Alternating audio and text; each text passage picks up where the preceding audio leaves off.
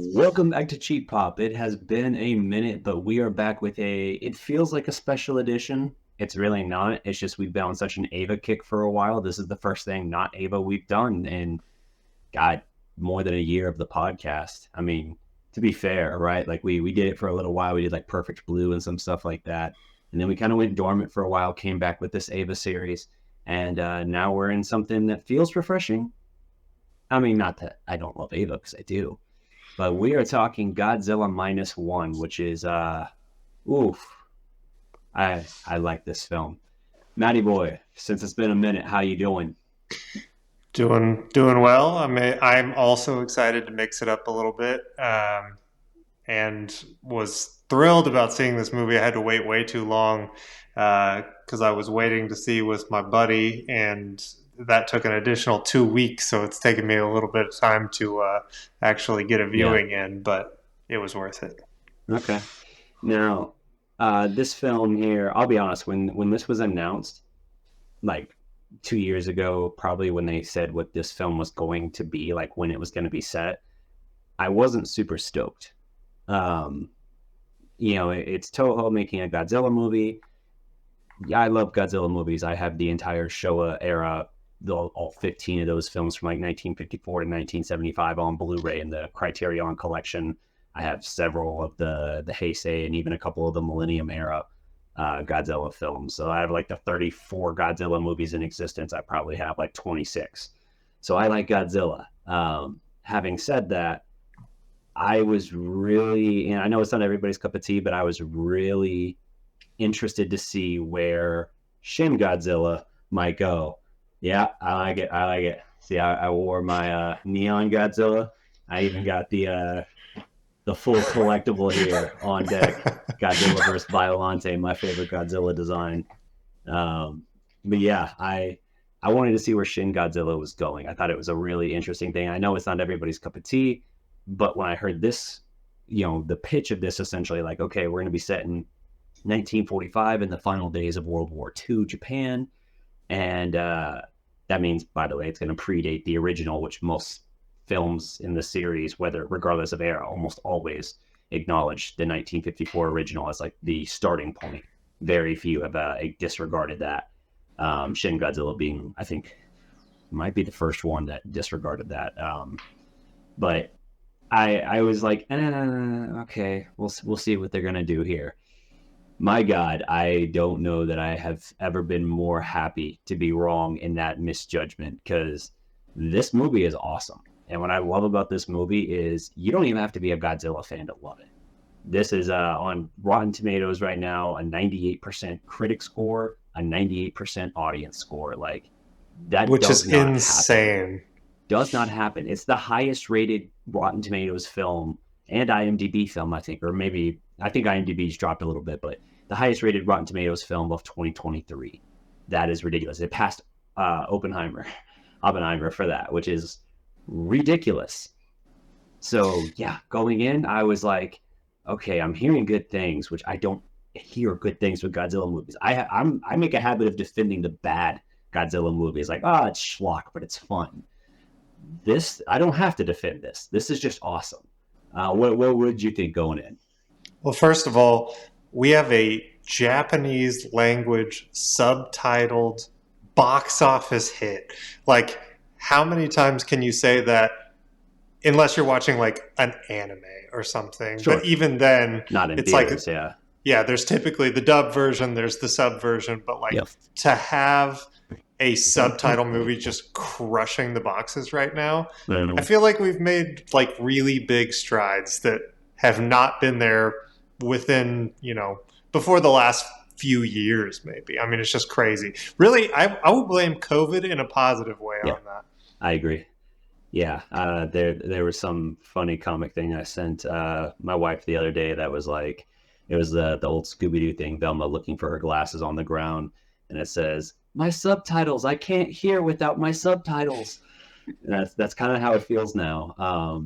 Yeah, subtitles are definitely more prevalent than they've ever been. But like I said, it works out because this is the highest grossing foreign film in U.S. theaters to date, which is pretty incredible. This was Yeah, initially going to bananas. be a limited release, like a 1 week release. I remember I couldn't see it that very first weekend, and I was kind of devastated because I was like, at the time, it was only going to be like at my local theaters, at least, unless I was going to like Dallas.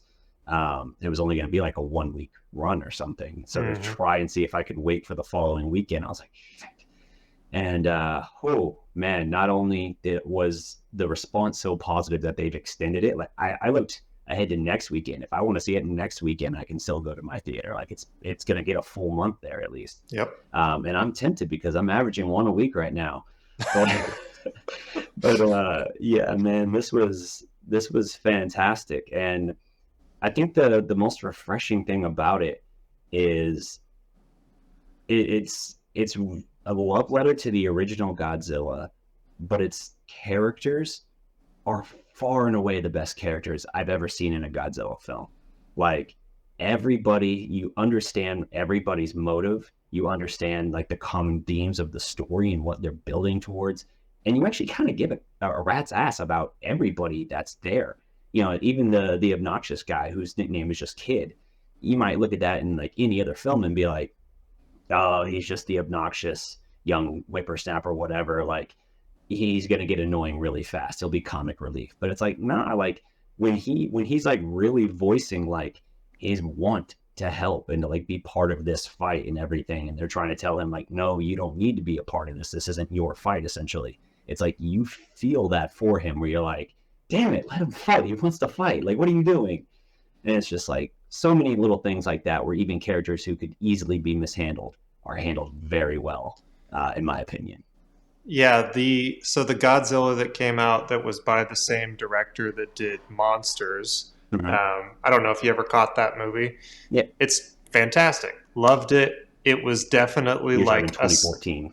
yeah, slow Gareth burn but Edwards. really great movie. And then he comes out with Godzilla, and I'm so excited because I loved Monsters and I thought it was so amazing, and I think that's where everybody else was too. And Mm-hmm. then when his Godzilla came out, it's like, gosh, I don't know how long the runtime was, but the movie felt long in a not great way. Yeah. Like I waited a really long time to see an actual scene with Godzilla in it, Mm-hmm. which I get that's kind of his style. He was going for the same thing he was hitting with Less is Monsters, more. Yep. but he didn't have a story. The whole thing was grab some popular people, don't really give them anything to work with because some of these people are talented and can do really good movies if there's Cranston a had a script. story. Cranston had a story, but then once he dies, you're kind of left floating. Yeah, once he dies really quick in the movie, it's just like you kill the only character that seems to be going anywhere, and everybody else just has nothing to do but just sit around and act like something important's about to happen. Yep. And I will admit, when the fight scene came into play, I'm like, okay, I'm down for this because this Yeah. is amazing. But it was such a small portion of the movie that you're like, this doesn't make up for the other hour and a half that I had to sit and listen to you wasting my time. Now, this movie kicks off immediately with service. I'm like, Yep. okay, I don't have to wait 5 seconds. Like, this is fantastic. It wasn't really 5 seconds, but within the first 10 minutes of the movie, maybe 15 minutes of the movie, Yep. or at least it felt like it. And every character I'm enjoying. It's like I love them all. I love that they've all got a backstory. Like they play off of each other well. It's people you actually care about rather than all these other monster movies where it's like there's a monster and here's the other things that you don't care. It's essentially like watching civilians in an Avengers movie. It's like, yeah, Okay. we know they're there, but if you don't have anything to do with them, stop focusing on it. Yeah, exactly. Which is the opposite of this movie. Yep. So, what I like about this too is the origin they come up with for Godzilla here is kind of a meshing of like all the different origins that they've had over the years. Like you have this combination effect where it's like, yeah, he's kind of like an ancient surviving semi-aquatic dinosaur who comes up to the surface to feed. Every now and then they talk about the sort of symbiotic relationship almost with like the people who live on like the Odo Islands. Godzilla brings up the deep water fish with him and everything, and then he's just kind of allowed to feed and graze as he wants. And every now and then he's drawn to the surface by like light and sound. but battered by radiation and everything going on with like the nuclear testing and stuff at the time. Like they show us the Bikini Island nuclear testing and everything. Like you get that thing where you get that blast later and you kind of see like the Godzilla, you hear a roar and you see like the skin peeling away from around his face and everything. And you're kind of led to believe that like where he takes this jump from going like, I don't know, a 20-foot tall Godzilla, which is already still big, but compared to what we see later, it's like, wow, he got a real power up somewhere in here. I'm assuming they basically nuked him essentially, and all it did was just amplify him immensely stronger. But you have all of these things, even him coming like up to the surface and rummaging around. It's kind of like a territorial animal, almost like he has his territory, he's patrolling it, and it's almost like looking for that challenge or that threat. And in that opening scene that we talk about, where we're following Koichi, who's a basically disgraced, although not officially disgraced, kamikaze pilot in the dying days of World War II, and basically he doesn't have the guts or the stomach for doing it. He wants to live. He can't just go crash his plane suicide mission style.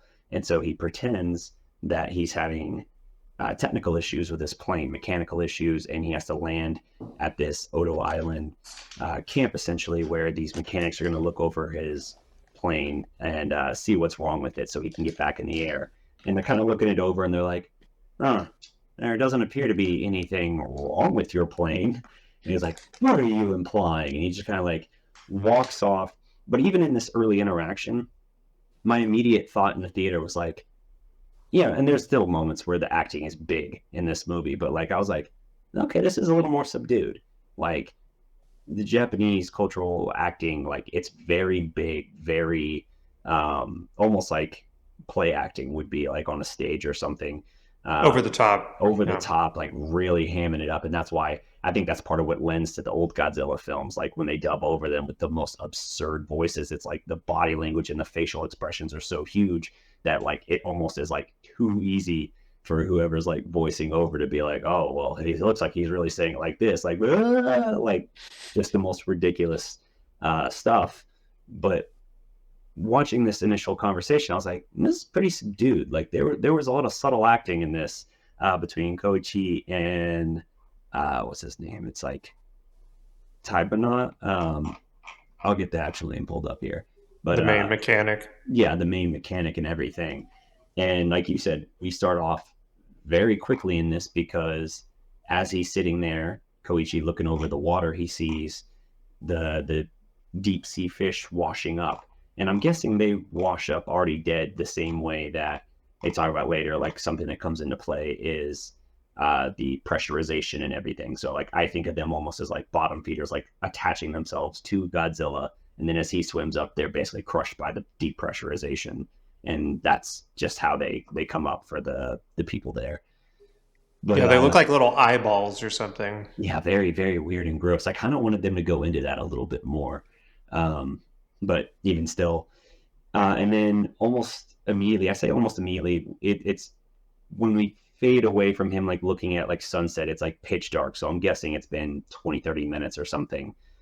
We start getting a blaring siren and they're trying to figure out what's going on. They shine a light on the beach and there is a very pissed off, younger looking Godzilla. I'm going to say it's basically a Godzillasaurus if you're going with the Heisei thing, which is like Godzilla before the radiation just puts his mutation into overdrive. And my God, is this like a horror movie that I just loved. I know this immediately got you hyped up. Tell me about it. Oh, this scene was very much like, oh, do you like the T-Rex? Well, here's him with arms. And then you're like, oh, yeah. This is a different animal right here. And he's just like brutal off the bat, which is another thing I love is because all the newer American Godzillas are like, Godzilla's our buddy, he's our best friend, and he fights for us. That thing would not give a crap about you. He would destroy you, which he does immediately. Just starts chomping down on everybody like you are just a meal and he hasn't eaten in a little bit. So I'm loving it. I love that you get to see him in this smaller version. And even in that version, he's still terrifying. Yeah. I might not even say more terrifying, just because it's like it's so like quick and agile, and it's like Hmm. it's not this slow stepping. Now that's your death will be quicker later in life, but this will be a little bit more brutal. But Yeah. no, I loved it, and I also love that they didn't do like the Matthew Broderick style of explanation. They're like, here is a lizard, here are nuclear bombs, and that's how Godzilla was made. It's like, oh man, I can't Yeah. put lizard in this from some nuclear stuff. But when you see him in this like lesson, like more like a dinosaur form, Hmm. I like that more with like his transition into like a larger creature, Yeah. because he kind of is that creature. Now he's just like ramped up. Yep. Yeah.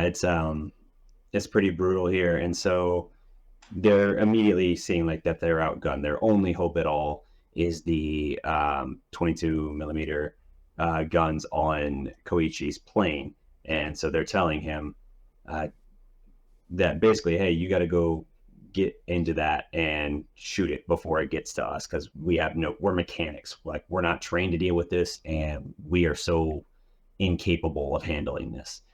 He goes and he gets into his plane. He takes aim, but his hand is trembling. He's just too petrified to move. Godzilla even kind of like looks towards him, and he's just about to like shit himself basically, and he can't pull the trigger. And as Godzilla starts stomping closer to kind of investigate where the guys went, one of them eventually panics, opens fire. They all open fire except for the main mechanic here, and I've got to figure out how to actually say his name again here because it's bugging me here. Taichi Bana. Taichi Bana does not open fire either. However, his leg is crushed as he's trying to escape the bunker as Godzilla stamps down on it. But the only two survivors are the two who did not attack Godzilla. It's Koichi and it's Taichibana. And I think that's an intentional thing. I think this Godzilla, again, he had a kind of symbiotic relationship with the people on this island. He would bring the food, and then they would kind of just let him do his thing when he wanted to go, I'm guessing, hunt or something, whether you're talking about cattle or whatever he's eating. The original Godzilla, it was a deleted scene, was intended to be shown eating cows, cattle on the island. But for that style of the animation, it was the actual puppet Godzilla that they had, and they just couldn't make it look, even by that standard, good enough. So they abandoned that. But that was my thought, was like, okay, so he comes to the island, they kind of let him do his thing, and he in return is bringing up these deep sea fish, and yet all these other people who shot at him or attacked him in some way, he just rips them to pieces, kills about 20 guys, and then the two survivors are the only two who did not take up arms against him, essentially. I thought there was something kind of subtle even in that, even though he is by all means the sworn enemy from here on out of Koichi, because wow, I don't know that man is not allowed to have an ounce of happiness in his life, because the second he even gets the slightest inkling of like, I think I'd like to live again, or I want to dream, Godzilla's like, I heard you were talking shit. I'm here to wreck everything, take everything away that you love. I So love yeah, that he's like this. I guess you wouldn't say myth, but like, he's this creature of an island that like you feel more. I don't know. I feel like every time in a Godzilla movie where they're like, "Oh, that's Godzilla or Gojira," whatever. it's like, where did this name come from? It's not like you've known about this thing the whole time. It's Right. like the first time we ever see him, they've already got a name picked out for him. Some guy, it's like, let's go back to the Matthew Broderick one again. Everyone's clear favorite. Yeah. And, the guy's in the boat and he's Gojira, Gojira. It's Yeah. like, no, you wouldn't have. No, this would have been a bigger thing. But Yeah. this being like a small, contained creature on an island that has like a really low population, Hmm. I feel. I don't know. I feel like that grants him this Acceptable. name a lot more. Yeah. Yeah. Yeah. For him to have his own urban legend and everything. Yeah. Yeah. Yeah, I agree. So in this, Koichi's plane is destroyed. He's knocked out when he comes to in the morning. Taichibana is basically dragging all the bodies of his friends and mechanics who were destroyed lining him up on the beach and everything. He sees that Koichi is alive, and he basically like is just so, it's like he's so mad he can't even hit him. He like grabs him, shoves him, yells at him, but he's just too distraught to like even contend with it. And then we fade to them returning home to Japan after the war. Now the war is over. Obviously, they've had a horrible defeat. They really go out of their way in this film to not talk about the atomic bombs. Even when they're talking about the destruction of Tokyo and stuff, they're talking about air raids. They're not ever talking about Nagasaki or these atomic warheads or anything like that. And I don't know if that means it's sort of like an alternate history sort of thing where that hasn't happened yet. Because even when we do get a Godzilla atomic breath later, even though it's very clearly an atomic breath, even to the point of his dorsal fins acting like coolant rods and everything, they still go out of their way just to say heat ray. And I was like, that's curious. I don't know that it's bad, but the original Godzilla was an allegory for nuclear war. This one seemed to be kind of modified just to be an allegory for war in general. And the idea being that when you're faced with something like this, your sins of your past, your survivor's guilt, all of that, like the only way to respond to it is not a top-down measure where it's like a governmental effort or something. It's more like grassroots grit. And that's what this film is about. Like I've heard some people say like it's a little bit silly what they kind of go the direction of, but I'm like, yeah, but because I know the way these Godzilla films try to work in terms of like the metaphor or the allegory, I'm like, I am more accepting of it, I think, as like, yeah, it sounds a little silly when you're talking about private citizens having to do something, but it's trying to drive home this point. And the broader commentary, I think I can make a pass for it at least. So, Well, the thing that they did too, I don't know how far we want to jump ahead, but if we're talking about like Hiroshima, the Black Rain specifically, yeah, I thought was an awesome touch and callback to that I situation. got goosebumps in that scene. I don't recall any movie that has done that before. Now, maybe that's just because I have a limited viewing of that type of movie, but yeah, that scene, I was like, oh, wow, that's crazy. But So, very cool. yeah, so Koichi returns home and his parents' house is destroyed. He learns from, at first I thought it was just a neighbor, and I thought like later on when this character is referred to as auntie or something like that, I thought like, oh, okay, they're just like, this is kind of a makeshift family, and so that's what it is. Like, no, it actually is his aunt. Um, I guess the dad's sister or something. He returns home. His parents have died. His aunt's children and family have died. She basically is like, oh my God, you're here. Wait a minute. You were a kamikaze pilot, right? And then she kind of realizes like this horribly disgraceful thing he did.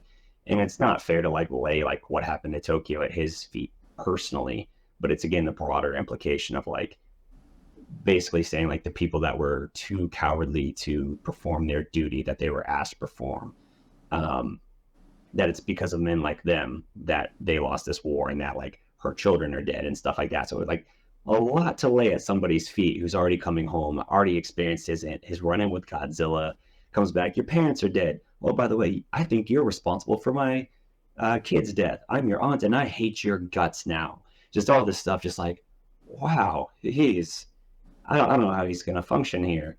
But he ends up running into at the market a woman and a baby.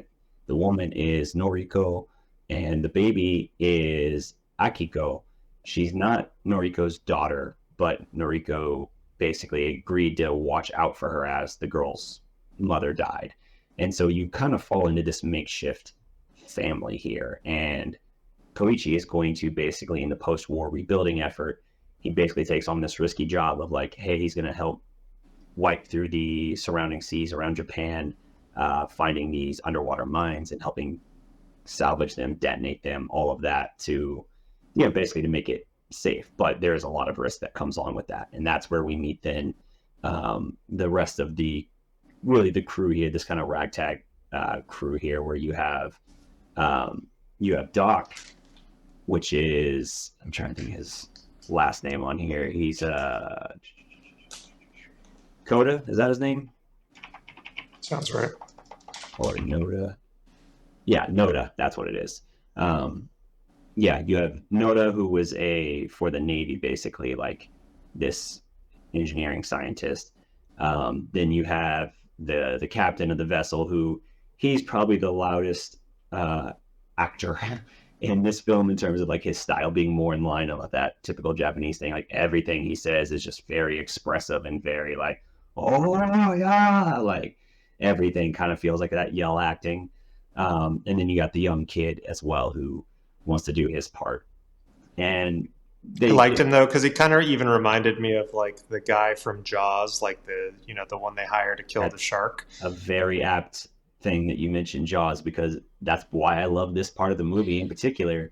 The whole thing just feels like Jaws but with Godzilla, and you've probably seen that fan art at some point where it's literally replacing Jaws with like Godzilla coming up like ready to fight at the swimmer. It's like somebody saw that poster and was like, yes, I'm going to make that. Because this movie is the first one that treats Godzilla as an actual sea monster, and I love it. Like he's like, some people have complained like, well, he's so slow and lumbering on land.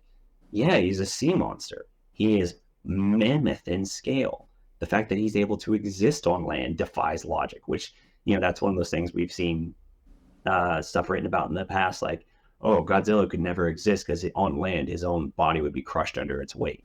It's like, yeah, fine.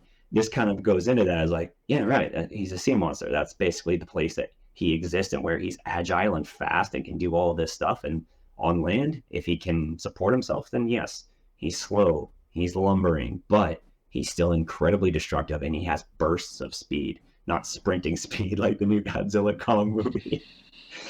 Not that, but he can tail whip a motherfucker into oblivion for sure. Yeah, you got a Um, problem with him not running? Go watch that movie and then tell us you really wanted him to run because I think you're going to immediately regret that decision. yeah, there are very different Godzilla movies coming out right now.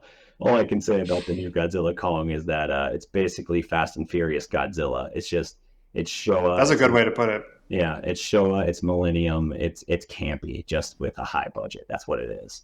Which there's a place for that. I'll still watch it. I'll still probably somewhat enjoy it. But this, to me, this is the definitive Godzilla thing. I always preferred the 1954. I like Shin because of what it tries to do and be ambitious with, and I love this. It's also part of why I like Godzilla versus Biollante. Second time I mentioned that here again. This Godzilla design, because it's Godzilla movies that are trying to say something more and have like a broader conversation about this, essentially like broader themes and character and storytelling. Um, but they're going to try and go through this, and they do these different missions. He's making money. They're able to kind of rebuild their house and start a life together, but he's still keeping a very careful distance from uh, Noriko and Akiko, like correcting Akiko, like, I am not your father. I've told you this. I'm like, Yeah, brutal. I don't know. I'm like, God damn, dude, like, lay off. Like, you can just say, like, you literally answer anything else. You just don't have to make that clarification or something like that. Um, and even his friends and everything, the doc, the captain, and the kid are just like, well, by the way, very nice of them, very kind of them to give us nicknames, so I don't have to know all these Japanese names. But they're even kind of like, dude, dial it back. Like, what are the circumstances? This is your family. But they're eventually sent back out there, even though Godzilla's been wrecking shit, even though he's been taking down U.S. warships and everything like that. Basically, like, hey, try to stall them while we get our warship set up, because of U.S. Soviet tensions, the U.S. is basically like, yeah, we're not going to go any further into this part of the ocean, and we've also lost like multiple ships to this thing. So good luck, everybody. And I love just like, you see like they have like two sea mines, and you're just like, the fuck do they think they're gonna do? Like, And their boat is tiny. oh The yeah, warship that's destroyed is like Titanic level compared to like, a sailboat on the water, which is oh what no, they are in comparison. And they're made of like, you wood, want no less. us to stop this thing? Like Yeah, that tore that ship to shreds. Like, how are we going to get through this? There's no way in yeah. hell. Yeah, and it's funny. I actually forgot for a minute that it's two. Those things would be paired together. There would be two of those wooden boats that would go out because they would run the basically razor line between them to cut the chain and bring it to the top. They kind of don't show the other boat for a while until Godzilla surfaces for the first time, and that's just so he can take them out. Don't even show you who's on the other boat or anything. I honestly, the first two viewings, just kept forgetting it was there, and then I was like, where did that boat come from?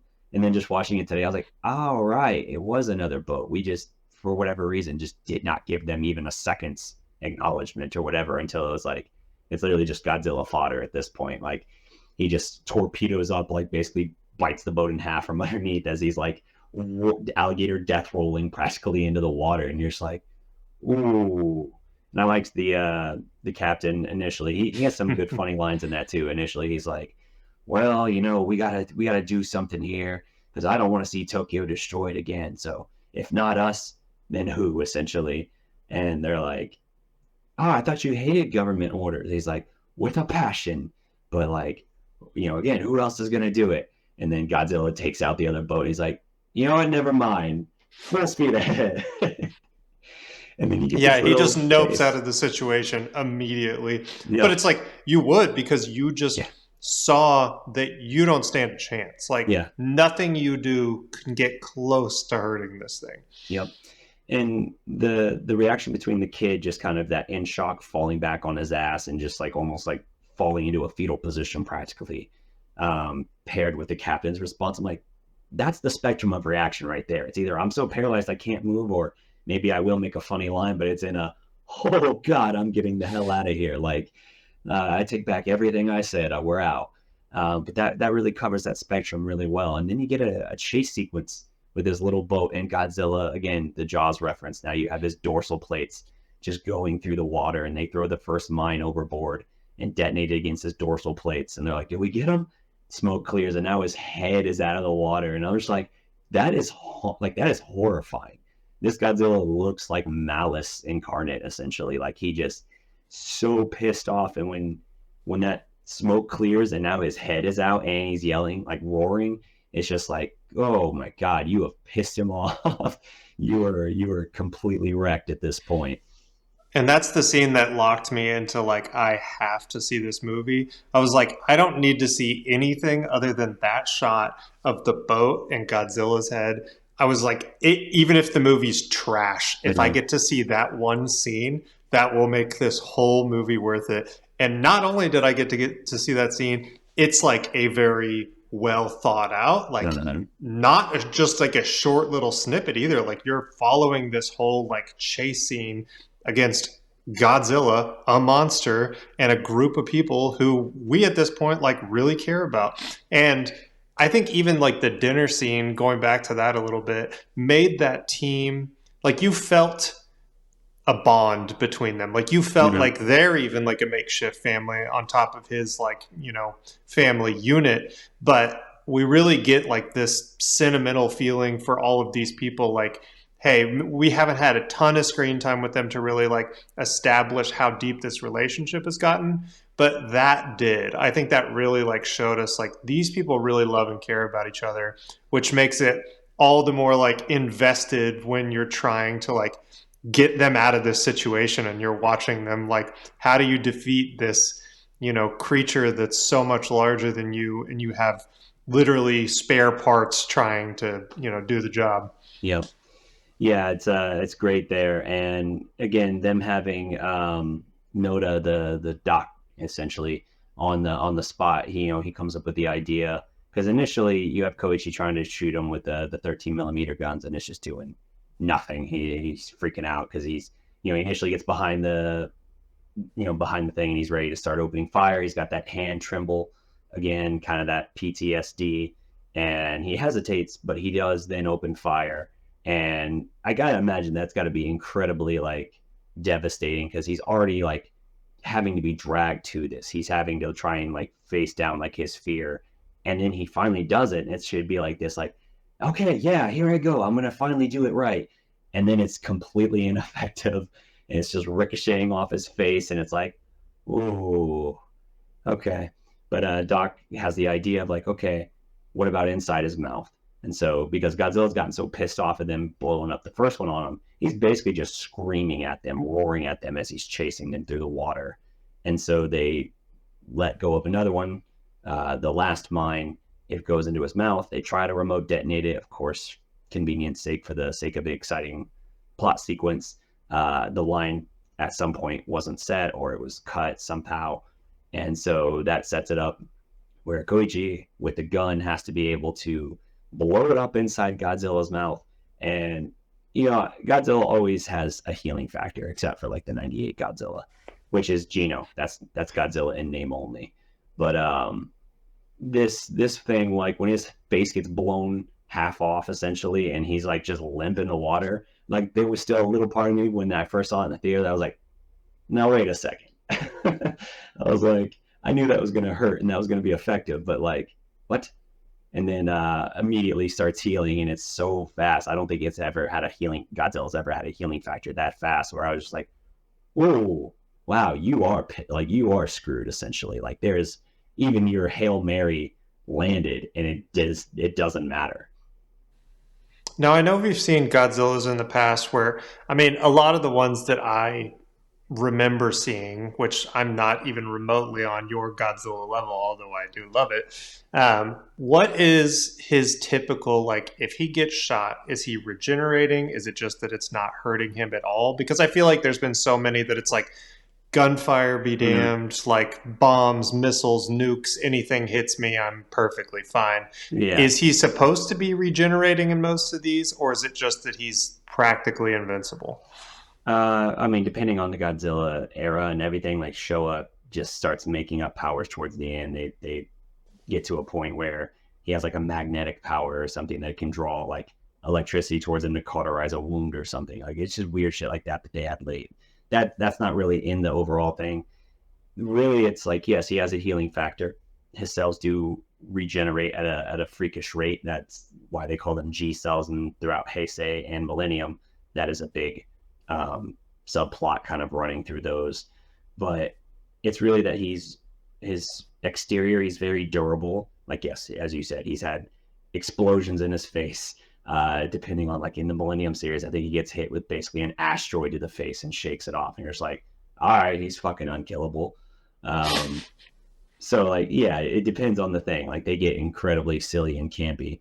Oh my God, I now want us to do an episode one day of Godzilla Final Wars, because that might be, unless we just pick like a random Showa one, Godzilla Final Wars is like the most over the top B movie Matrix style Godzilla movie with like a bajillion monsters, including 98 Godzilla. That's a whole nother topic. But yeah, I would love to cover that someday on the podcast. Sign me up. But yeah, so he's very durable. If you do hurt him, he has a very fast healing factor. That's basically what it boils down to. So a little bit of column A, a little bit of column B. So as Godzilla sits up, face healed, and I like that you see he carries the damage in this movie. When you do hurt him, even though the cells are closing up, you can see where that damage was. Like that, his skin is not like black there. It's very much like a scar. It's a vulnerability, because you do see later on, slight spoiler alert, when he uses his heat ray, that cheek is always like blown apart. It's like a scar. It's like once it's been opened up, it's easier to open up again. So like when you get that awesome shot after he uses his atomic ray, heat ray, whatever, for the first time, he comes up and like his face is like seared away, and you see bone underneath and everything. It's because of that mind damage that he took. And that's why they know, like, okay, he's vulnerable. The mouth is a vulnerability, not just of that initial reaction, but it carries long-term damage that otherwise wouldn't be there. So is the belief that will eventually heal, and it's just like a slow regenerative process, that even though it looks very quick, it's like still not 100%. It's just in its like initial phases. Mm-hmm. Yeah, I think so, because he literally got nuked at the start of not start of the movie, but early on in Act 1, I guess, or early Act 2. When they showed us the Bikini Islands thing and they just give you the explosion, you hear him roar, and again you see like this real tight shot of like his eye, and like all the skin is like blasted away, and you hear him roar pissed off, and then the next time you see him, he's huge. So like, yeah, if he got nuked, then I'm guessing the darkened skin and all of that is like the reinforced by that. And like this new skin that's grown underneath hasn't had a chance to fully harden or whatever to the same level yet. But as he sits up and is about to just F their shit up, you have this Japanese warship finally come in, and it's like, okay, not like you expected to have a chance, but it's still a fun sequence. They're blasting him. He comes swimming after him, surges up onto the deck, and is about to flip it. Then they basically are shooting him point blank with these just massive cannons, knock him back into the water. And then you start to get the blue glow, and you're like, oh, it's over. You're going to get, you know exactly where it's going. But the way they did the effect is kind of cool. Again, this movie is going out of its way not to mention specifically nuclear weapons, atomic weapons, whatever. But Godzilla blasts up through the bottom of the ship with his heat ray, and the explosion is always a mushroom cloud. It's always very clear what they're saying it is, essentially, even if they're not using that term, which is why I almost feel like it's an alternate sort of history to an extent. But Godzilla destroys this destroyer ship, and then just like, all right, I'm done, and just kind of swims off. And Koichi, who was injured in the second detonation of the mine, basically blacks out again, wakes up in a hospital. And this is where, for some people, it kind of gets a little bit iffy, because he wakes up and they're like, yeah, the government's basically decided not to tell anyone that Godzilla's coming. Like, no one will take responsibility. They're afraid of they're afraid of causing panic and chaos. So they're just going to like, just be quiet and let it happen, essentially. And there are some people who are like, what? Like, what are you talking about? But it's like, again, if we're going for the more the narrative thing and the allegory kind of that they're talking about, I give it a little bit more leeway. But I do know some people have had a little bit of problem with that. I'm like, first of all, I'm not even saying that wouldn't happen in the real world somewhere. But on top of that, I think you can give them a little bit of narrative license here for what they're trying to say thematically, which is already at this point well established. Like, that's what I like. You very clearly see who these characters are, what they're wanting and like striving for. You have an idea of their wants. It's not, you don't just feel like you're just following random people as things happen. Like in every scene, I feel like you know what this character's want is versus that character, and you see how they overlap and like what the overall things they're working towards are, which I think is just a really great example of thematic writing. You want to pick it up here at this point? I don't know how I'm ever supposed to follow you with stuff like that. I'm sorry, man. I'm just shooting from the hip. I'm just so excited. I feel like all mine are like, I like the explosions. Yeah, no, it's cool. Which I did like the explosion too. Yeah. I love that it's like, I don't know why it makes such a difference to me, but the fact that like, I don't know, in some of the past Godzillas, you get this like, just like, you know, monster beam. Whereas this one, it's just like somebody pointed like a blue laser pointer. But then the destruction that's caused from that, that's what's so exciting. It's like you just have this very concentrated stream of energy that, although it doesn't look super dangerous, when you see the aftermath, I mean, especially in the later shots with the city, you're just like, holy crap, that thing is insane. Yep. So, I don't know. That's awesome. Yeah, so Koichi goes back home, and we've already seen at this point, he's had a nightmare in which he basically was re-experiencing kind of what happened on Odo Island, the other engineers. We know that this happens all the time, and he's not telling Noriko about the specific struggles with it. And he kind of peels back the curtain a little bit. She basically is like, look, you took me in, you saved me, but you won't let me into any part of your life. You won't let me know like what's happening.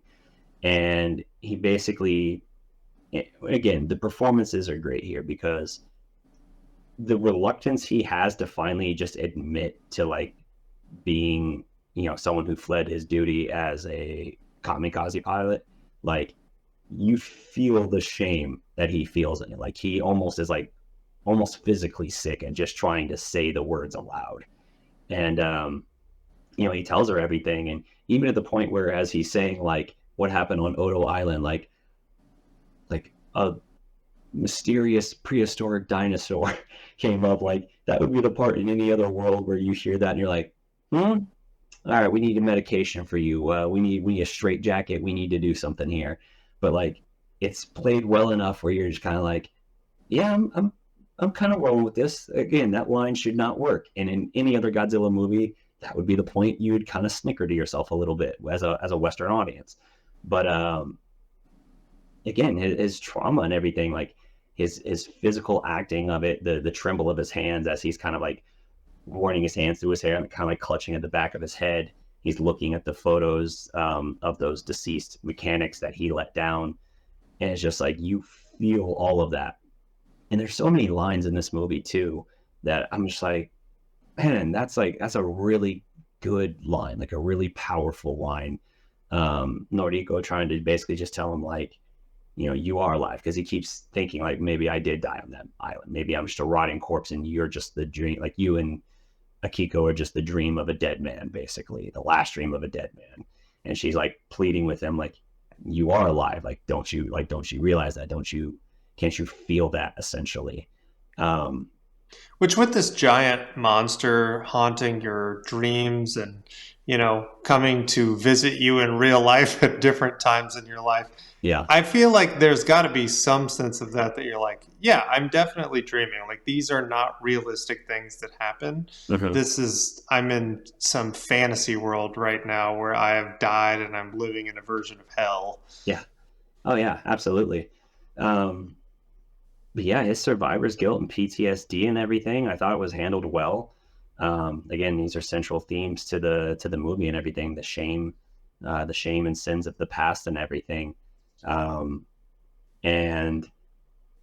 in all of this, he does open up to her and tell her like what he's struggling with, but he's not willing to move forward like with her. It's almost like, and he says it too, like, my war isn't over, basically. Like, I have not come through this thing that I'm struggling with, and so I can't have a life until then. So like, I can care about you, I can care about Akiko and help provide for you and defend your future however I can, but like, I can't be a father or a husband right now.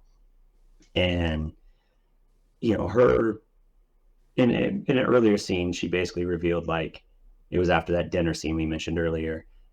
She got a job in Ginza because it's been rebuilding incredibly fast, and she's like, there's a moment where she kind of gets the feeling of like, it's not going to happen here. For whatever reason, he doesn't want me, so I need to learn how to stand on my own, and he'll find a wife someday. But she has a job now in Ginza, and so she goes to work, and while he's like basically watching Akiko, again, I can't say daughter because he won't at this point, they get a radio broadcast that a giant monster is heading towards Ginza. And I guess Ginza is close to where they live, because he does somehow show up in the midst of all of this. Godzilla comes stomping into the city. It's the first time seeing giant Godzilla on land.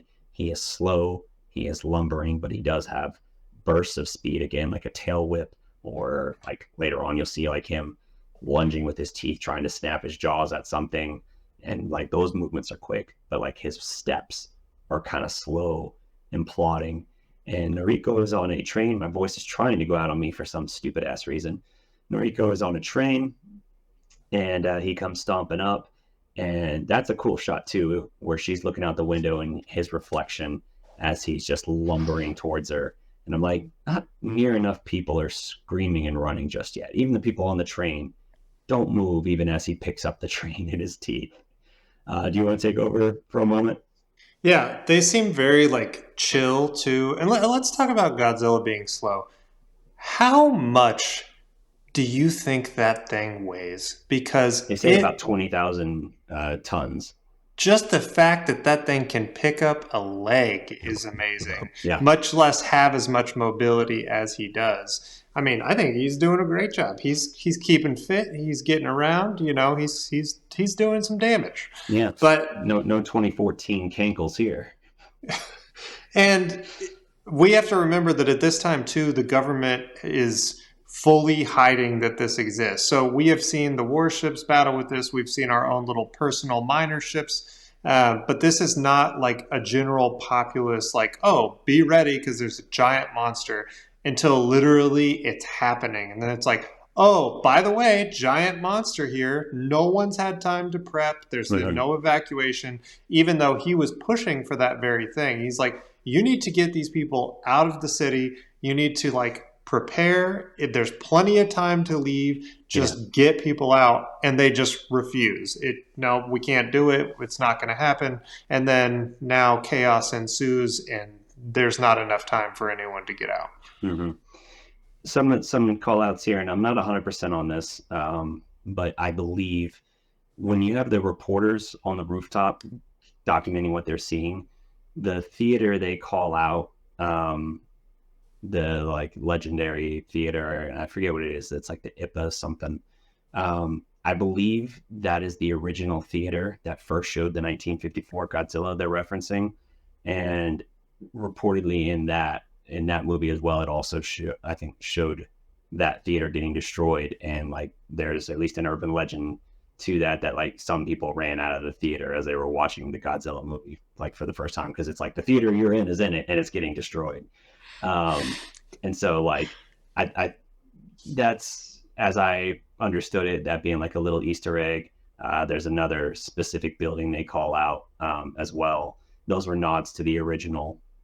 And even the reporters themselves, like that is, if you're going off the American King of the Monsters one, which with Raymond Burr, that's what that whole thing was like. He was a journalist watching this from afar, kind of commentating on what's happening essentially. So like little things like that, just little nods towards the original, I thought was a nice touch. But yeah, Godzilla is destroying everything. There's a weird moment where he picks up the train in his teeth, and Noriko hangs on until it dangles over the water. He drops it. My first thought is he's just going to drop the rest of the wreckage and it's going to land on top of her in the water. Doesn't. And I'm like, oh, okay, she's safe. And then like inexplicably, like 5 minutes, not even 5 minutes later, she's just like slow walking on the street and he's like in a straight line for him. Like, where the hell did you go? Like, I don't know. I understand he can change directions, but I was like, man, I'd probably stay in the water. I'd probably swim in the opposite direction of him and not get back in the city, like anywhere near his direct line of path. But then that's when you get Koichi showing up. He basically picks her up. She had talked about, like, in the case of watching her parents die, them talking about like basically anyone who survives war is meant to survive war, and you have to keep fighting to survive, basically. And she's having that little moment of doubt herself just in the face of this. He picks her up and they're running away. Some tanks show up. Godzilla starts to charge up his atomic beam on land. Don't forget he gives her the, kind of the Terminator, like, come with me if you want to live scene too. It's like she's about to get stomped to death. And he's literally like, do you want to die? Yeah. Then she kind of, comes back to her senses and gets up. Yeah, no, that's true. Again, the whole thing with the dorsal plates, the middle row, like trembles, shoots up, and it's just climbing up his back as the blue is moving up his back. And it's a slow build. And again, as I'm watching this, it bugs me just a little bit, and I know it's silly, but Noriko, okay, I can understand Noriko. Koichi stopping and watching the tank shooting Godzilla. I'm like, you of all people know that is not going to be enough. You have seen the heat ray at this point. You should keep moving.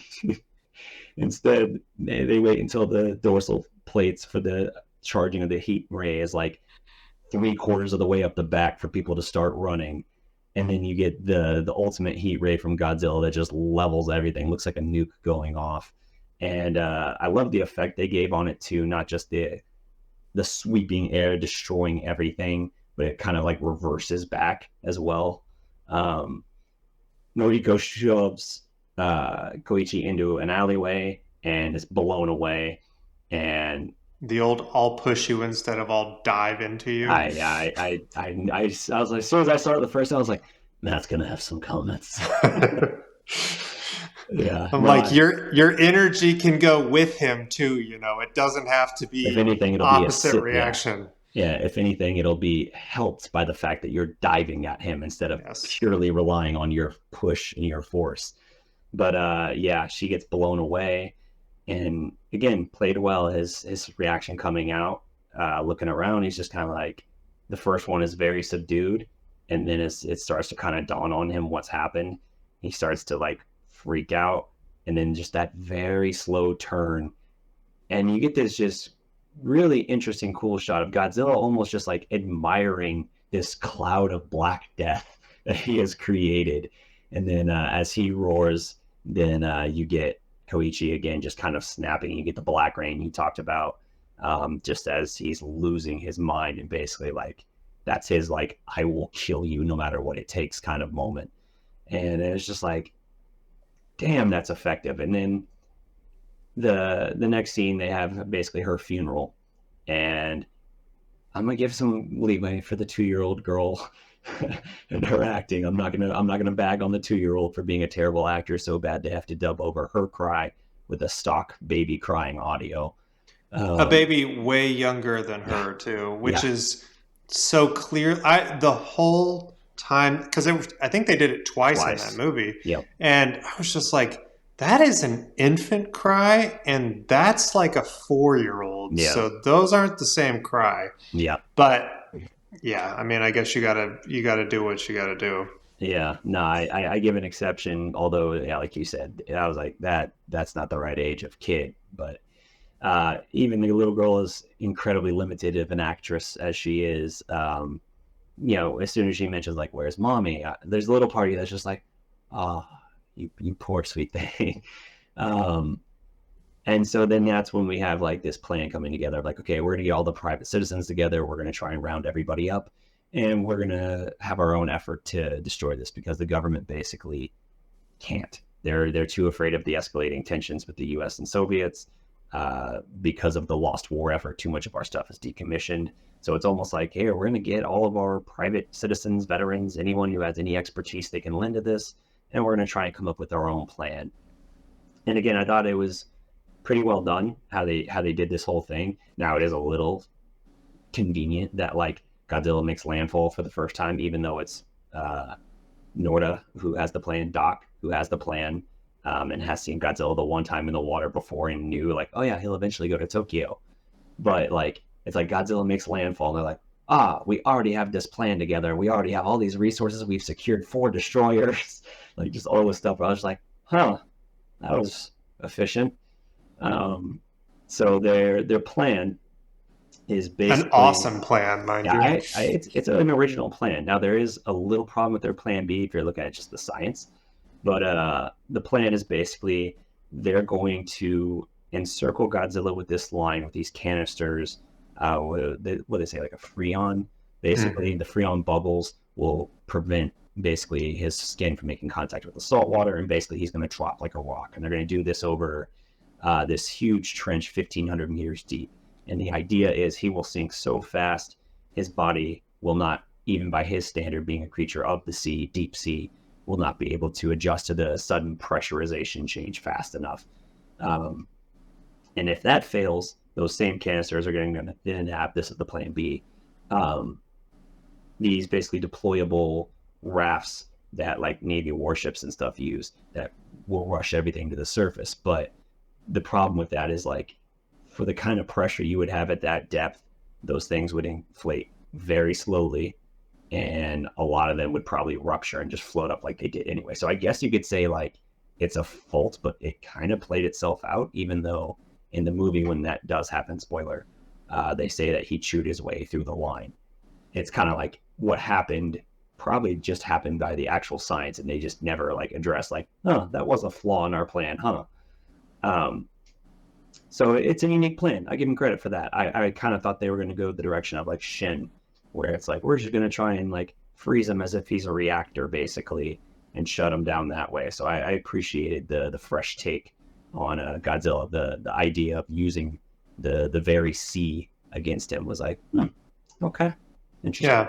You don't see a lot of movies that are like, we will kill him with science. It's Yeah, just guns, guns, guns, guns, guns. How can we make a new gun? How can we make a gun that does this? It's like, Yep. no, let's just use our brains for a little bit.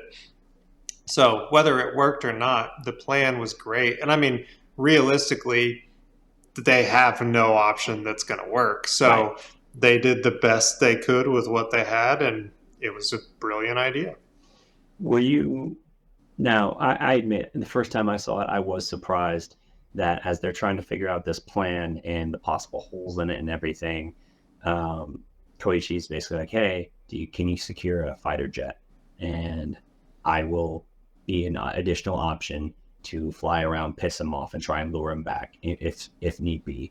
And they're kind of calling out like, "You sure you don't just have a death wish? You're a disgraced kamikaze pilot who just lost a woman he loves. So just making sure you're okay there, buddy. Like, you don't have a death wish, do you?" And he's basically is like, "Nah, so what if I do?" Like, not helping the argument here.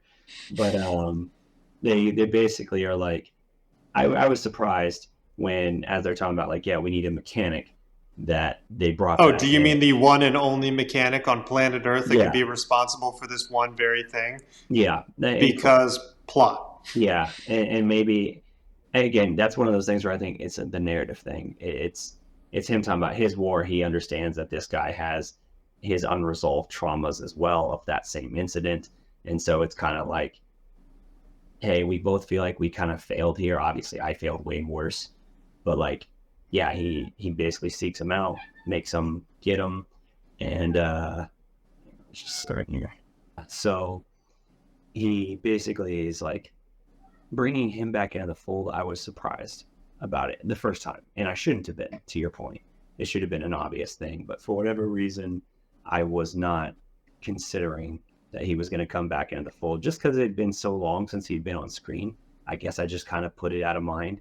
Um, but yeah, watching it again, it's like, not only because you obviously know then what's going to happen, but they make clear in their first meeting in the movie that they've known each other, and it goes back. They knew each other in training basically, and so it's like, oh yeah, combined with everything else that you two just went through, it makes sense you would come back.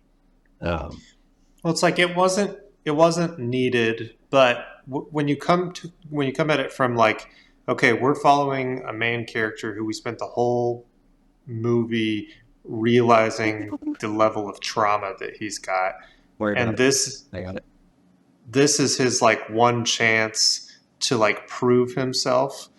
And I mean, it's a little bit vain in some aspect of it, I think, because it's like, no, I want to show this guy that I'm not weak. I want to show him that I can get the job done. Mhm. So it's like, did he need him? No, absolutely not. He could have done it with another mechanic. It would have been fine. Yeah. Now, if he really does think he's the best mechanic, which I think they probably could have done a little bit more in establishing, like maybe had him working on something that was like, similar to the aircraft that they were working on in the end, something that like Mhm. kind of shows that there's a reason he chose him Yeah. rather than just for his like own ambition of like, hey, look at me now. I'm gonna reprimand the situation that I didn't however many years ago. Yeah, kind of like I need your approval, and I need to prove to you that like I am worth something, Yeah. that I could get this right. Yeah, I agree with that. It feels like a very personal thing at that point, where it's almost like as they're getting into like, because they project that Godzilla will circle through this area like every 10 days, and they're getting down to the wire, and they still haven't found the guy, and he's like writing to all these posts where the guy was before Odo Island. No one knows where he is. And I'm just like, wow, you're kind of jeopardizing a lot by insisting it has to be this guy, considering there's not a reason. And then when that guy does show up, well, first he beats the shit out of him because apparently the letters accused the guy of being the one at fault for everything, which I'm like, that's a clever way to get him to show up instead of just pleading to his humanity or something. Basically, just be like, I'm going to tell everyone it was your fault. And I was like, oh, okay. But when that guy finally does agree to come on board and sees the fighter jet for the first time, this whatever thing, they're like, oh, so the rumors were true. They were making these. And it's like, yeah, if they had told us like that he had some involvement with it, or one of the few people who knew how it, its unique design and how to like maintain it, something like that, that would have been a little bit better paid off, I guess. But again, I can forgive some of the things with the movie because it does so many things well that I'm like, all right, I'll go along with this. Like this one's a little bit of a reach, or a little bit like you're trying to force the issue. I'll go with it though, because you've earned a lot of good points here. So where do we go into next from that? We go pretty quick to them basically setting up. You're immediately getting the markers that are going. They basically realize that like, oh yeah, he's going to be here. We project 11 a.m. the following day, I believe. And they're setting up to do this. Of course, they've got the jet, the fighter jet ready. And I like that part of the plan was we're basically going to use this boat and it's going to just swim through the water and play like a recording of Godzilla, his own roar, to try and like lure him to the trench. And then like within a minute of the thing deploying, you just see it just hurl the F through the air and smashes. And like the captain character kind of turns and he goes like, oh my God, look. And they're like, oh my God, he's already here. I'm like, was the boat flying through the air? Not your warning he's here? What are you talking about? Like, did you think he threw that like 47 miles? That part was just kind of weird to me. But yeah, the visual of it, it's just, there's so many moments with this particular one, this Godzilla, where you're like, these things happen, you're just like, oh man, you would feel so just fucked in general. Like if you like were a person there, like seeing that boat hurled through the air, I feel like if you're like one of those crewmen who volunteered to do this mission, this incredibly dangerous mission, you see that, you're like, and I've lost most of my resolve. Well, the plane thing's so great too, just because you're like, I mean, that's in all reality, that's your best bet because you're never going to get the speed out of a boat. I do like the fact that like the plane is kind of a hard to come by item with all of the, kamikaze pilots and decommissioned flights that, are at this. It's like they just don't have anything at this point, which makes sense for like where we're at in the timeline. And then I didn't, feel like there was much of a reveal with the whole, we'll jump ahead just a little bit. Sure. The parachute. Yeah. I mean, the second I saw the ship, I was like, okay, yeah, we know that thing's got an ejector seat. We're not going to kill our main character. I almost wish that they wouldn't have done that, just because I was like, yep, I already know they're going to do that, and they're not going to tell us, and we're going to learn about it last minute. Sure. And I just felt like that was like a little bit of a, I'm not going to go with cheesy reveal, but like everybody saw that coming a mile away. Yeah. Also, that I realized that as a real fighter jet, but that looks, as I went with Mitch, he's watching this thing every time it's in the sky and is saying it literally looks like they flipped one of ours around, like the little wings are in front and the big wings are in the back, and I was like, it really does. The propellers on the back, like the whole thing looks like it's like flying backwards. No, it's a unique design, but it is a little bit weird. It almost gives it like a suddenly feeling of, even if it's an actual plane at the time, it somehow feels like science fiction-y at this point, like this. This thing that feels out of place in this otherwise like fairly realistic recreation of like what 1945 was. But the idea of him circling through and basically drawing Godzilla back from land, I thought was good, because especially with how this Godzilla was so menacing in the water, on one hand you're like, do you really want to go fight him on his turf? But it's like, you don't have anything else that can hurt him on land anyway. He's slow, sure, but like it would have, having the climax be anywhere but the water would have had been a little bit unresolved of a feeling of like, yeah, but imagine if it had happened in the water on his turf. So like I like that they went back to the water for that, even if he was only on land for like 2 minutes just walking around in the countryside for that last part. But I thought the plan to use, they had 4 destroyers. They used 2 of them as a decoy so that he'll fire his heat ray because it takes time to regenerate, because it does do damage to him every time, which means he must just have to hate you so much to like do that kind of damage to himself just to fire it. But they use two of them, two of the four, and then later on when they're talking about they don't have the towing power to pull him back to the surface with just the two destroyers, I'm like, bet you wish you had kept one of those destroyers and only had one decoy now, huh? Like that was my immediate thought. It's like they kept telling us like, yeah, we have two. I'm like, I thought you had four, and then they destroyed two of them right off the bat, and I was like, was it necessary to use two? I feel like one boat charging him might have been enough because he's fought enough of these boats before, including with the heat ray on a single boat. Mm-hmm. But yeah, then they use all the tugboats show up, and the kid has his moment where they're trying to drag Godzilla back to the surface and everything. They do a great job with that kind of slow-mo, just dead silence thing. Great job with just the sound design there, like where for a moment it's like, he's not going to just fire the beam, even as he comes up with his like milky destroyed eyes and everything, which is the most badass thing after all of that, like after submerged 1,500 feet down, dragged to the surface. So not just the pressure, but now the depressurization. And then he comes out, he looks like hell, and he's just like, you know what? Restarting the heat beam. He's just like, oh God. Oh my gosh, he was getting so close to him too when he's flying over it. I'm like, you realize this whole thing depends on you not getting wrecked, and you are just trying to be like a showboat, just getting like you're like, I'm gonna touch his hairs on his head. It's like maybe just be within close range, not like you know where you can smell his breath. Yeah, I thought the same thing as well. So yeah, Koichi comes flying in.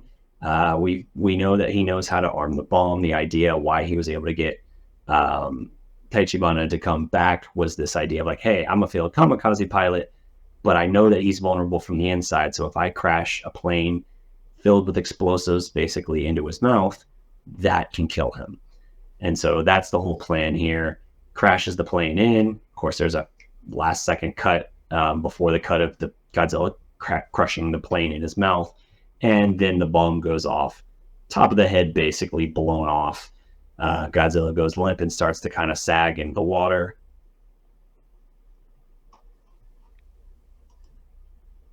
That was weird. Hi, you're back. I'm back? That's weird. Okay, I didn't show a connection thing, but we'll see how the recording turns out.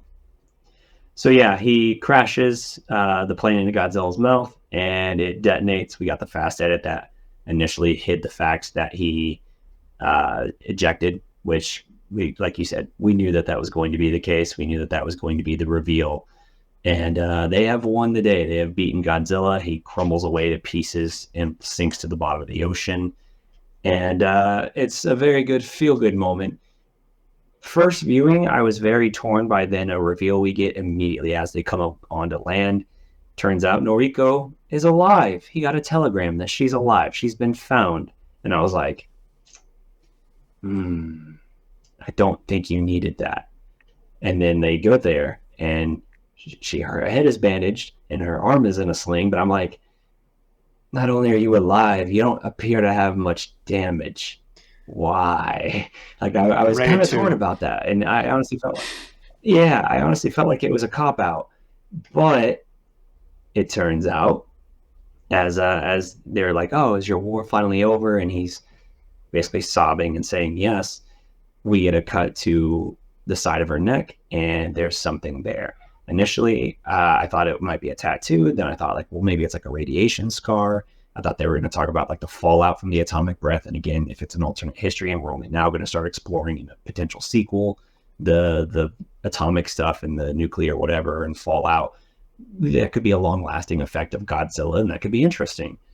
We'll rewatching it again today, literally today. It's not that. It's not a physical thing on her neck. It's below the skin.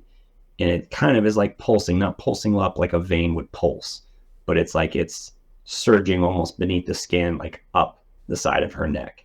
And that gave me pause, because initially I was like, okay, they told us as Godzilla after he wrecked Ginza that the government was searching for, quote, shards of the monster.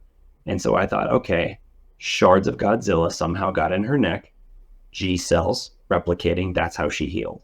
And I was like, okay, still a little bit of a cop out, but as we talked about, like maybe we are going to explore tail people. The joke being from the end of Shin Godzilla and the tease that his next form, had he been able to finish his evolution, was going to be a bunch of Godzilla humanoid creatures that could work together just like humanity was doing against him.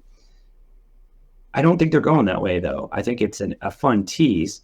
And I sent you the art I found afterwards, the fan art kind of showing like after the bandage is gone, she has like a yellow eye. She has like the plates of the Godzilla skin like in the shoulder and everything. And I was like, that's interesting. But seeing it now and seeing it's the pulsating thing, I think because we cut straight from that to the bottom of the sea and we see, I don't know if it's Godzilla's heart or just a piece of the flesh starts to pulsate and regenerate again. And it's like, oh, okay, so Godzilla is alive and he's going to come back from literally anything. But why do we cut to that from the side of her neck and we see that pulsing? It's not like a stationary thing where it's just like, oh, here's a mark and now let's go to this unrelated thing. It starts pulsing. We cut to this thing. It starts pulsing and regenerating. I think Godzilla, if anything, if any part of him is still alive anywhere, he can regenerate. And so I do think a piece of him, the shards perhaps, is embedded in Noriko. And because she's alive, it was kept alive and he is able to regenerate as well. So that he like latches on to any living being. Yeah, I think that could be the case, which is like, so he might as well be immortal at that point, right? Because like, how many Godzilla shard cells, whatever, are going to be on land or God knows It's in like the a ocean, hive right? mind for body parts. Possibly. And so that was one thing I considered.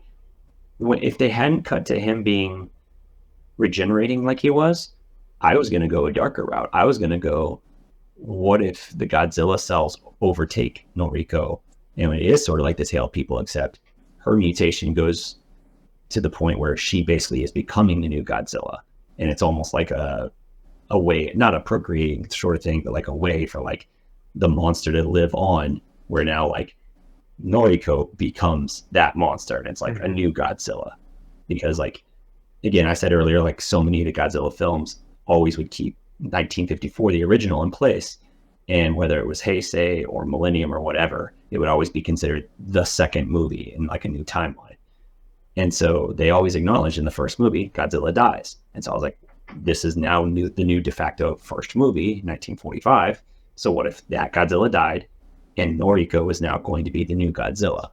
But again, we cut to the regenerating thing in the ocean. So I'm like, okay, now I just think it's almost like that pulsating thing within her and him responding in kind to it, him being rebuilt completely new. And it's almost like having like a remote regenerative source, I guess. Interesting. Yeah. I don't know where they're going to go with it. I saw some speculation that, and I kind of feel like of all the options, I would like them to go this direction, but they were comparing her to, and I'm sorry, I'm losing the name, the flower creature, Biolante. That could be something kind of similar to that. Like she'll generate into like another form, another monster, and that will be like, essentially an enemy for Godzilla in the next movie. Which I would kind of, I don't know. I feel like I loved how, I don't know, how real he feels in this movie. And I feel like it's going to be really easy. That's funny to say that about like a giant monster movie, but it's like this is the realest his character has ever felt to me. And I feel like it'd be really easy to just like jump the shark on the next one and be like, oh no, now she's a giant 200-foot monster. It's like, okay, right. Yeah, we're going there, but did we need to? Yeah. I don't know where they'll take it. And honestly, I said before, like I had wanted in the past a sequel to Shin Godzilla, and Toho ultimately wasn't willing to go as far as Hideki Anno wanted to take the idea. If you look at what his initial ending was actually going to be, um, it would have gone literally as far as you could take the idea, like to the extent of him being basically a god incarnate and like more or less the universe itself. Like it goes banana shit directions, but it's that idea taken to the fullest extent. Toho was like, no, we'll tap the brakes at this point. And so Anno pitched the idea of like a Godzilla or Shin Godzilla 2.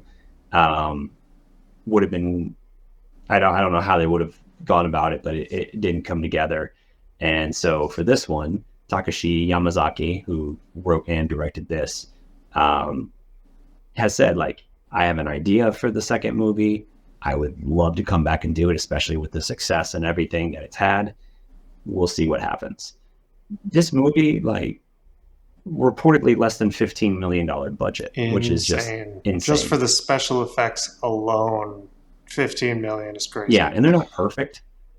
Yeah, and they're not perfect, but they're very good, especially with that budget. And the best part, I think, is that they don't hide special effects in like dark night, rainy weather. Like the majority of the film is in full daytime. The Jaws sequence, full daytime. And yet that's like some of the scariest stuff in the movie where you're like, oh, damn. Like you're feeling that. They're not having to hide anything. And so it works so great. Um, this was the essentially the 70th anniversary film for Godzilla. I don't know where they'll take it from here, but I'm very intrigued. Um, I'm very intrigued if they do allow Yamazaki to keep helming these projects where it's going to go, because it's the best, to me, hands down, the best Godzilla film we've ever gotten. It's the first one where like I can go through these other films and I can be like, yeah, okay, their dialogue's not great or the way they portray it's not the best, but like their motivations make sense. They're interesting characters if you like squint and look at it. This is like, no, I like these characters. I care about these characters. The acting is generally like excellent, superb. Um, some exceptions here and there, a couple moments where it's a little bit over the top, facial expressions or voice inflections, things like that, all of that. But it's superb. The characters, the writing, the way it's shot, edited, filmed, everything. There has never been, I mean, in general, never been a Godzilla movie like this. I was gonna say a Japanese Godzilla film, but like we said, Legendary is basically going to the point of Too Fast, Too Furious Godzilla style. So getting this and like this kind of thoughtful thing, and that's the thing, right? Toho makes so much money off of the just licensing for the Legendary films that they're allowed to make the American one. Like they're making so much money with that, the American ones can do whatever ridiculous thing they want because Godzilla fans will generally still like it. And Toho's making enough money that they felt emboldened to take a risk with something like this. And it paid off in the best way. Like, I hope this inspires them to make more serious Godzilla content, because to me that's the best when you're actually giving thoughtful reflection, exploring these themes, and allowing Godzilla to like represent something instead of I like Godzilla verse movies, but when Godzilla is the bad guy and like the threat, and you're able to explore these themes, it's just so much richer of content. It feels like it's really saying something more than just look at the monster or look at them fight. Let them fight. Now, do you know how long it took to make this movie? 2 years, Honestly, that seems maybe. golly. That budget and that time frame are just crazy to me. But that would be my Yeah. main fear of like, hey, go forward, make a second one.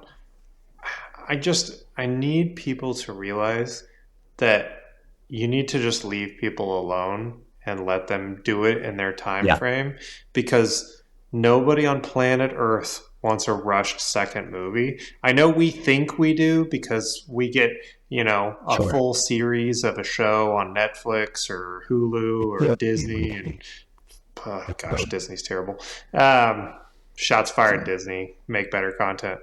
But we get all of these series that are just bingeable, and we go through 20 hours of Yeah. content in a day, and it's just ridiculous. We just want it now. But the thing is that you're never going to get anything good if you don't give it time to like actually develop. I mean, it's just like, Game of Thrones. Right. It's like you're going to burn this to the ground by the time it's done if you don't actually give it the appropriate time to like finish the way it's meant to, and to like develop the story in a way that is meaningful and that you care about and that you love. And I just hope that Right. they don't lose that. And I really just hope that for all movies coming up is, it's like, please give people the time to like actually get this made. Don't just try to get it Yeah. out in a time frame, because it's almost like it's not worth it. Don't give me like Avatar levels of wait, but you know, Yeah. 10 years is a bit especially for much. like what you get out of the second one. But yeah, it's like I want you to have time to make it right. Yeah. No, I agree. I hope they take their time because the original was supposed to be a one-off. That's why they felt secure in killing the monster. But then they saw the reaction to it and they rushed less than a year later a sequel out that was no, not so good. And then you had King Kong vs. Godzilla was the third Godzilla film ever. So yeah, they very quickly just kind of fell into this routine of like, there's still some that we can wring out of this. Let's get all we can. So I'm all for them being thoughtful and taking their time. I don't know exactly when production on this started, but I swear it was like 2 years total from the time I first heard about it. And yeah, I hope they leave it in his capable hands. And if they're gonna go with the way of having another monster, I know Heisei and Millennium both did the thing where there were other monsters and like Godzilla would fight them, but like they still try to drive home like at best he's an anti-hero and really he's still a villain. I love movies where like he'll fight the monster, destroy it. Like the monster's destroying Japan and Godzilla's like, oh, what the fuck? He like comes over, wrecks their shit, and then they're dead. And he's like, all right, now where was I? And he starts destroying the city. I'm like, that's pretty awesome actually. But I like those movies as well, but it's just a different thing. So as fun as a versus film can be, I feel like in a lot of cases you're losing too much. Uh, I mean, we talked about the legendary films. Like I can find moments and things that I like about them, but I'm very conflicted about them as well. King of the Monsters 2019 should have been like the best Godzilla movie for like an American one I was going to get. Just because it's fan service the movie, but it's like it tells you like it knows the source material, but it doesn't pay it the proper like gravitas or respect in that way. It's more just like we're throwing stuff at the wall, showing like, see, we know it, we know the material, but like it's not really exploring it the same way. Like when you have the oxygen destroyer introduced, deployed, and proven to be basically not ineffective, but like fail at like the one thing it does, like all in the span of like 2 minutes. You're like, I feel like you didn't need to make that the oxygen destroyer. I feel like you could have just made that whatever else. I don't know. This movie does a great job paying respect, expanding on it, exploring it in a different way, and even the areas where I feel like it not cops out, but takes a little bit of a convenient path. It earned so much goodwill in other areas that I'm generally able to accept it. So if I had to give this a score out of 10, I'd give it like a 9.7 out of 10. I love it. This is my favorite Godzilla movie, bar none. I will buy this the instant I can on Blu-ray. Yeah, it was enjoyable. I loved it.